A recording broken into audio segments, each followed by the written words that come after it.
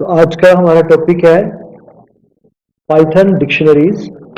Python में dictionaries क्या होती हैं और इसको हम कैसे क्रिएट कर सकते हैं। डिक्शनरीज में हम न्यू एलिमेंट्स या आइटम्स कैसे ऐड कर सकते हैं, कैसे आइटम्स को अपडेट कर सकते हैं और डिक्शनरीज से रिलेटेड कुछ इनबिल्ट फंक्शंस। तो डिक्शनरी क्या है हमारा? Dictionary is a collection which is unordered, changeable and indexed. तो डिक्शनरीज क्या है? जैसे हमारा लिस्ट है या एरेज होते हैं कि ये एक लिस्ट ऑफ आइटम्स की कलेक्शन है, तो इसमें ऑर्डरिंग की इंपॉर्टेंस नहीं है, अनऑर्डर्ड लिस्ट होती है। इसको आप चेंज भी कर सकते हो और ये इंडेक्स्ड है। जैसे लिस्ट है या एरेज होती है, इंडेक्स्ड होते हैं कि हर एक एलिमेंट या हर एक आइटम होती है जो एरे की, उसका एक इंडेक्स नंबर होता है। जैसे फर्स्ट आइटम का इंडेक्स 0 रहता है, तो एरेज या लिस्ट के केस में क्या रहता है? इंडेक्स वैल्यूज 0 से शुरू होती हैं और टोटल नंबर ऑफ आइटम से लेके एक कम तक लास्ट इंडेक्स जाता है। डिक्शनरीज थोड़ी सी उससे अलग है, लगभग वैसी है लेकिन थोड़ी सी उससे अलग भी है। कितनी अलग है वो देखते हैं। इसमें इसमें हम लोग की पेयर वैल्यूज यूज करते हैं। तो पाइथन की जो डिक्शनरीज है ये हम लोग करली ब्रैकेट में डिफाइन करते हैं। करली ब्रैकेट्स के कॉम्बिनेशन के अंदर हम लोग डिक्शनरीज को मेंशन करते हैं। करली ब्रैकेट के अंदर हम डिक्शनरी में जो वैल्यू स्टोर होंगी वो और उन वैल्यूज से रिलेटेड इंडेक्स। एरेज के केस में या लिस्ट में के केस में क्या होता है? हम सिर्फ वैल्यूज स्टोर करते हैं, इंडेक्स वो अपने आप 0 से लेके टोटल जो साइज होता है उससे एक कम तक न्यूमेरिकल इंडेक्स उन वैल्यूज को असाइन कर देता है। तो डिक्शनरीज हमें कैपेबिलिटी दे रही है कि अगर हमें इंडेक्स वैल्यूज 0, 1, 2, 3 की जगह पे कोई इंडेक्स वैल्यूज स्ट्रिंग लेना है, कि जैसे आपका जो फर्स्ट एलिमेंट है एरे का, उसका इंडेक्स होता है 0, वैल्यू कुछ भी स्टोर्ड हो उसमें, चाहे कोई करेक्टर है, चाहे कोई फ्लोट है या चाहे कोई इंटीजर है। तो इंडेक्स वैल्यूज हमेशा 0, 1, 2, 3 कुछ इस तरह से होती है। लेकिन डिक्शनरीज के केस में आप लोग इंडेक्स वैल्यूज में आप स्ट्रिंग्स भी यूज कर सकते हो। तो ये इसको और कैपेबिलिटी प्रोवाइड कर रहा है। ये लगभग बाकी प्रोग्रामिंग लैंग्वेजेस में इसको एसोसिएटिव एरेज भी बोला जाता है, कि जिसमें आप लोग एरे की वैल्यू के साथ साथ इंडेक्स के नाम भी रख सकते हो। देखते हैं वो कैसे। तो इसमें क्या है कि जो आपका एक कॉम्बिनेशन देना होता है हमने करली ब्रैकेट के अंदर, एक इंडेक्स और साथ में एक इंडेक्स से रिलेटेड वैल्यू, उन दोनों को आपस से हम सेपरेट करते हैं, कॉलन लगाते हैं कि की और वैल्यू को आपस में एक दूसरे से अलग करने के लिए हम एक कॉलन ऑपरेटर को यूज करते हैं। और हर एक आइटम को एक दूसरे से अलग करने के लिए हम लोग कोमा यूज करते हैं। और अगर करली ब्रैकेट हम एम्प्टी रखते हैं तो ये एक एम्प्टी डिक्शनरी मानी जाती है। तो डिक्शनरी के अंदर जो स्टोर होगा वो कोई भी डाटा टाइप हो सकती है, जो हमारी पाइथन की वैलिड डाटा टाइप्स हैं। The values of a dictionary can be of any type, but the keys must be of an immutable data type such as string, numbers और टपल्स। कि जो की वैल्यूज हैं, एक तो वैल्यू होगी, एक उससे रिलेटेड इंडेक्स हो गया। हम इंडेक्स की बात कर रहे हैं, इंडेक्स के लिए की वर्ड यूज किया जाता है। तो वो हमारा क्या होना चाहिए? स्ट्रिंग, नंबर्स या टपल्स में से कुछ। तो अब हम देखते हैं कि पाइथन में डिक्शनरी क्रिएट कैसे होती है। How to create a dictionary in Python. मैंने एग्जांपल लिया है, इसमें मैंने डिक्शनरी का नाम ए ले लिया। आप कोई भी वैलिड आइडेंटिफायर नेम यहाँ पे यूज कर सकते हैं। तो डिक्शनरी नेम लिखा मैंने, a is equal to curly bracket open लिखा और लास्ट में करली ब्रैकेट को मैंने क्लोज कर दिया। इन दोनों ब्रैकेट के अंदर हमारी सारी डिक्शनरी की जो कीज हैं और की से रिलेटेड जो वैल्यूज हैं वो स्टोर होंगी। तो करली ब्रैकेट के अंदर चलते हैं, इसमें देखते हैं। सबसे पहली की मैंने रखी है नेम, की इज नेम, और उसको मैंने वैल्यू दिया है सुनील। कि इंडेक्स का जो, अगर हम एरे की बात करें कि ए ऑफ 0 इज सुनील, लेकिन यहाँ 0, 1, 2, 3 नहीं चलना, आप इंडेक्स के नाम भी रख सकते हो। तो यहाँ पे a of name is equal to क्या हो गया? सुनील हो गया। तो मैंने दिया इंडेक्स यानी कि की, फिर कॉलन वैल्यू, फिर सुनील एक स्ट्रिंग दे दिया, फिर कॉमा लगा के मैंने डिक्शनरी की दूसरी आइटम ली एज। एज के बाद भी मैंने कॉलन दिया, फिर मैंने उसकी वैल्यू दे दी। फिर थर्ड आइटम लिया मैंने क्लास, क्लास के बाद मैंने कॉलन दिया, क्लास के अंदर क्या स्टोर होगा, कंप्यूटर इंजीनियरिंग स्ट्रिंग, तो मैंने स्ट्रिंग दे दिया। तो इस पर्टिकुलर डिक्शनरी में हमारी 3 आइटम्स हैं। पहली आइटम के इंडेक्स का नाम है नेम, दूसरी आइटम के इंडेक्स का नाम है एज, तीसरी आइटम के इंडेक्स का नाम है क्लास। तो ये कुछ इस तरह से हो गया, ए विद इंडेक्स नेम ए, जिसमें इंडेक्स का नाम नेम है, उसमें जो वैल्यू स्टोर्ड है वो सुनील है। A age is equal to 17, a class is equal to computer engineering. तो एक एरे की तरह डिफाइंड हो गया। एरे के फर्स्ट इंडेक्स क्या हो गया, ए ऑफ 0 की जगह पे ए ऑफ सुनील। एरे का सेकंड इंडेक्स क्या हो गया, ए ऑफ एज। थर्ड इंडेक्स क्या हो गया, ए ऑफ क्लास। ये 3 वैल्यूज हैं, सुनील, 17 और कंप्यूटर इंजीनियरिंग। नेक्स्ट लाइन में मैंने डिक्शनरी को प्रिंट किया है, मैंने दिया प्रिंट ए। तो डिक्शनरी का सिर्फ यहाँ नेम मेंशन करना है, तो इससे क्या होगा, आउटपुट देखो आप कि सारा का सारी जो डिक्शनरी है हमारी एज इट इज प्रिंट होगी। कि इंडेक्स वैल्यूज भी प्रिंट हुई है, साथ में इंडेक्स वैल्यूज पे जो एक्चुअल वैल्यू स्टोर हुई है इंडेक्सेस पे, वो वैल्यूज भी प्रिंट हुई है। एक एग्जांपल और देखते हैं। उसी एग्जांपल को मैंने दिया है दोबारा कि कंप्लीट डिक्शनरी प्रिंट करने की जगह पे मैंने यहां पर क्या किया है, एक पर्टिकुलर इंडेक्स के हिसाब से प्रिंट किया है। कि मैंने एक डिक्शनरी ले ली जिसमें वही वाली आइटम्स दोबारा हैं, 3 आइटम्स हैं, नेम, एज और क्लास। अब मैंने प्रिंट में दिया ए, स्क्वायर ब्रैकेट के अंदर मैंने इंडेक्स दे दिया नेम। स्क्वायर ब्रैकेट आपके एरेज के केस में भी इंडेक्स वैल्यूज को यूज करने के लिए यूज होती है, सेम डिक्शनरीज में भी है। अगर ये एरे होता तो हम लिखते ए ऑफ 0, तो यहाँ पे 0 1 2 3 नहीं चलता, हम ये हमारा लगभग एसोसिएटिव एरे जैसा है। तो इंडेक्स क्या है हमारा, नेम है, एक इंडेक्स क्या है हमारा, एज है, थर्ड इंडेक्स हमारा क्या है, क्लास है। तो मैंने दिया ए और इंडेक्स क्या दिया, नेम। तो आउटपुट क्या है हमारा, नेम इंडेक्स में जो चीज स्टोर्ड है, सुनील स्ट्रिंग स्टोर्ड है, तो सुनील आउटपुट में आप देख पा रहे हो। उसके बाद है कि डिक्शनरी में जो वैल्यू स्टोर्ड है उनको अपडेट करना। How to update a dictionary in Python, you can update a dictionary by adding a new entry or a keep your value or modifying an existing entry or deleting an existing entry। आप एक नई value भी जोड़ सकते हो update के through, अगर कोई पहले से वैल्यू है उसको बदल भी सकते हो, या कोई वैल्यू नहीं चाहिए, डिक्शनरी में कोई आइटम नहीं चाहिए, उसको डिलीट करना है तो वो भी कर सकते हो। इन तीनों ऑपरेशंस को हम बारी बारी से देखते हैं। तो सबसे पहले हमारा कि हमें एक वैल्यू पहले से ही है उसको बदलना है।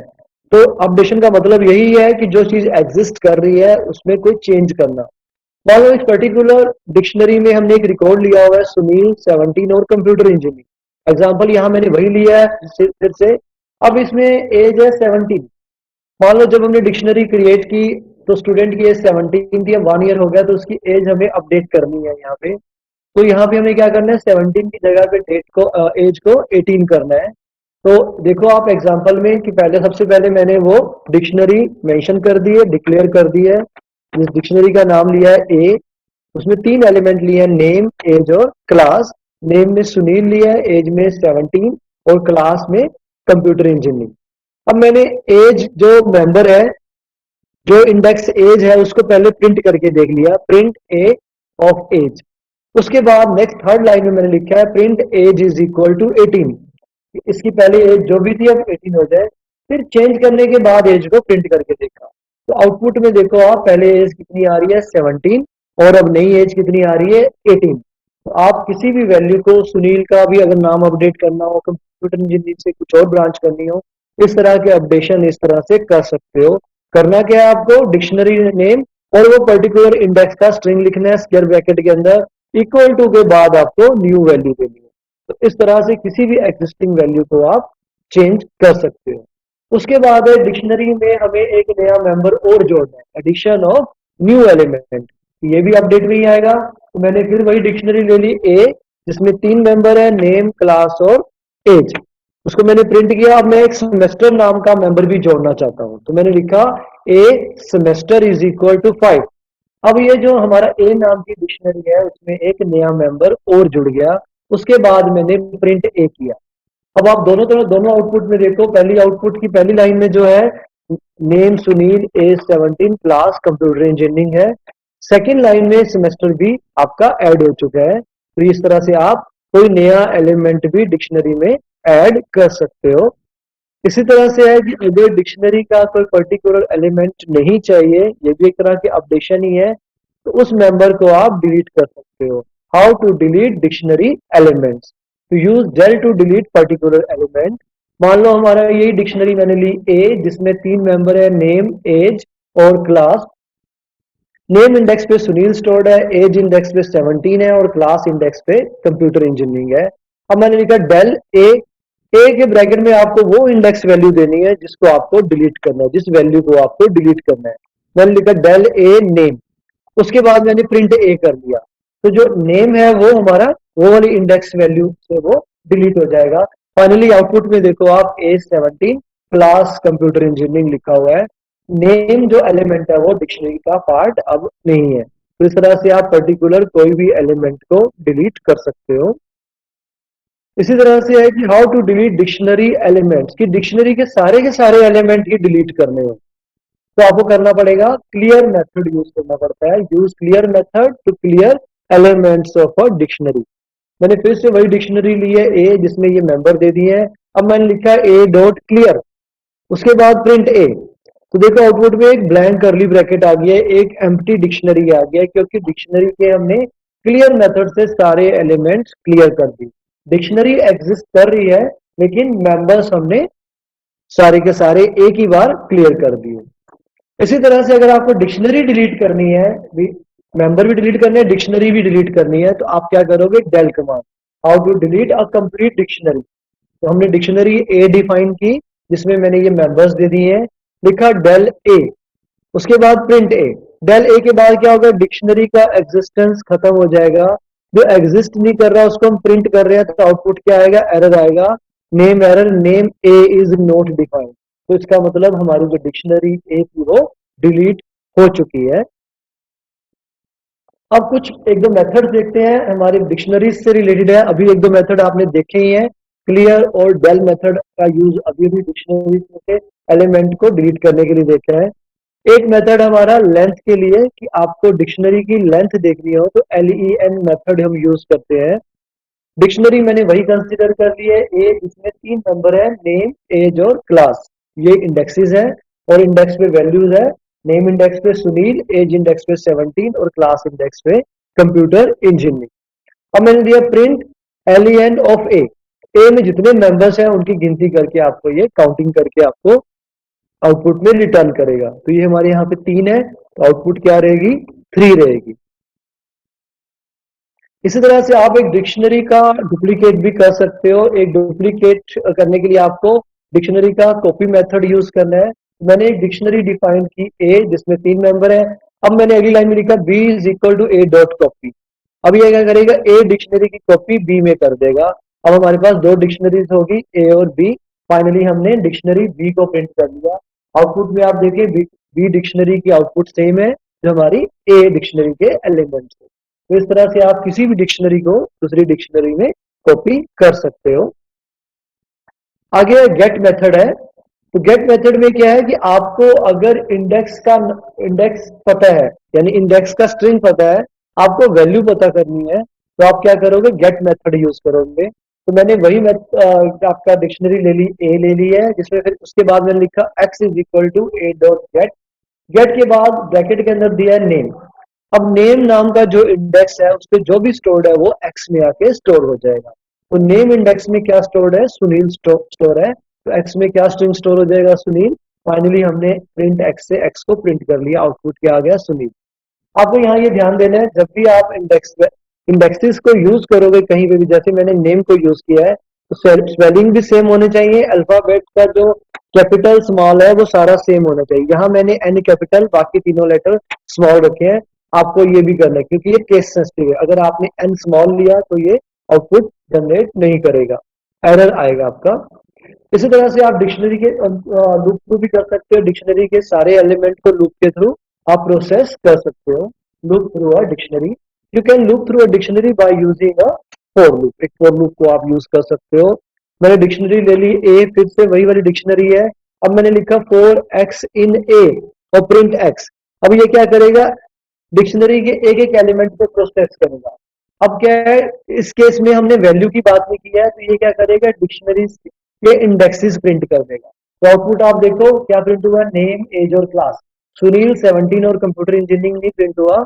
इस केस में ये क्या करता है, सिर्फ इंडेक्सेस को प्रिंट करेगा। अगर वैल्यूज प्रिंट करनी हो तो उसके लिए आपको क्या करना पड़ेगा, यही मैं एग्जांपल में दिखा रहा हूं आपको कि एक मैंने ए डिक्शनरी फिर से ले लिया है। अब मैंने 4x इन ए के साथ लिखे ए डॉट वैल्यूज मेथड यूज किया है। अब ये क्या करेगा, डिक्शनरी में जो इंडेक्सेस की जगह पे वैल्यूज को प्रिंट करेगा। पहला इंडेक्स वैल्यू क्या है हमारी, Sunil, second is 17, third is computer engineer. तो इस तरह से ये तीनों वैल्यूज प्रिंट होगी। अगर आप डायरेक्टली लिखोगे x इन ए तो इंडेक्सेस प्रिंट होंगे, ए डॉट वैल्यूज लिखोगे तो डिक्शनरी की वैल्यूज प्रिंट होंगी। दोनों को प्रिंट करना हो तो आपको आइटम्स मेथड कॉल करना पड़ता है। ये डिक्शनरी मैंने फिर से ले ली ए, जिसमें 3 मेंबर्स हैं। अब हमने 4 के साथ 2 वेरिएबल लिए एक्स और वाई। एक्स ले लिया हमने इंडेक्स के लिए और वाई ले लिया हमने वैल्यू के लिए। तो लिखा 4x y in A dot items method use किया है। ये क्या करेगा कि डिक्शनरी में इंडेक्स और इंडेक्स से कॉरस्पॉन्डिंग वैल्यू को एक्स और वाई में स्टोर करता जाएगा। फाइनली आप एक्स वाई को प्रिंट करते जा रहे हैं। तो आउटपुट आप देख सकते हैं, आउटपुट में क्या आया आपका, name Sunil, age 17, class computer engineer. तो डिक्शनरी